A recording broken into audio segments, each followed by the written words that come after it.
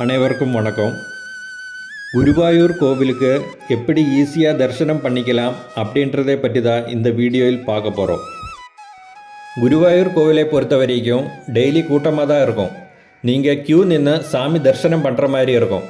Especially leave days. அதனால Guruvayur டெம்பிளுக்கு plan பண்ணும்போது leave days avoid பண்ணி பிளான் பண்ணால் கொஞ்சம் பெட்டராக இருக்கும். ஒருவேளை நீங்கள் க்யூ நிற்க முடியலை அப்படின்னா ஈஸியாக சாமி தரிசனம் பண்ணுறதுக்கான 3 வழிமுறைகளை பற்றி தான் இனி பார்க்க போகிறோம். இதில் ஃபஸ்ட்டு மெத்தட் கீ லேம்ப் டிக்கெட். இந்த டிக்கெட் நீங்கள் கோவில் டிக்கெட் கவுண்டரில் டைரெக்டாகவே எடுத்துக்கலாம். இல்லை அப்படின்னா குருவாயூர் தேவசம் .in அப்படின்ன வெப்சைட்டில் போய் ஆன்லைனில் கூட புக் பண்ணி எடுத்துக்கலாம். இந்த டிக்கெட் சார்ஜு ஒருத்தருக்கு 1000 rupees. அதே மாதிரி 4 பேருக்கு 4500 rupees. அடுத்ததாக சின்ன குழந்தைகளுக்கு அன்னப்பிரசாதம் ஊட்டுறதா இருந்தால் அன்னப்பிரசாதம் முடித்து குழந்தையோட அப்பா அம்மா 2 பேரையும் ஈஸியாக தரிசனம் பண்ணுறதுக்கு அலோவ் பண்ணிவிடுவாங்க. இதோட டைம் காலையில் 5 o'clock ஸ்டார்ட் ஆகிடும். அடுத்ததாக சீனியர் சிட்டிசன் க்யூ.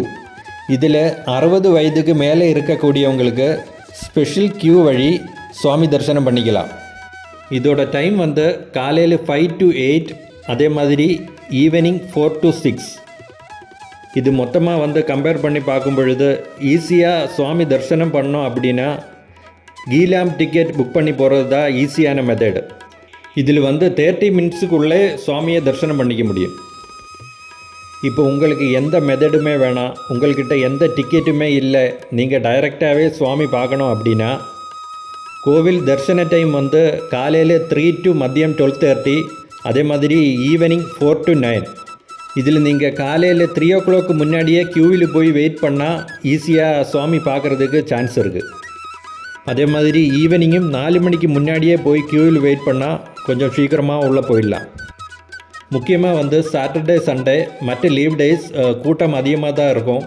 அதனால் நீங்கள் பிளான் பண்ணும்போது அதுக்கு தகுந்த மாதிரி பிளான் பண்ணிங்கன்னா சீக்கிரமாக தரிசனம் முடித்து வந்துடலாம். அதே மாதிரி திங்கள் செவ்வாய் புதன் மற்ற நாட்களோட கம்பேர் பண்ணும்போது இந்த நாட்களில் கூட்டம் கொஞ்சம் கம்மியாக தான் இருக்கும். அதனால் நீங்கள் பிளான் பண்ணும்போது திங்கள் செவ்வாய் புதன் நாட்களில் பிளான் பண்ணுறதா இருந்தால் சீக்கிரமாக தரிசனம் முடிக்கிறதுக்கு சான்ஸ் இருக்குது.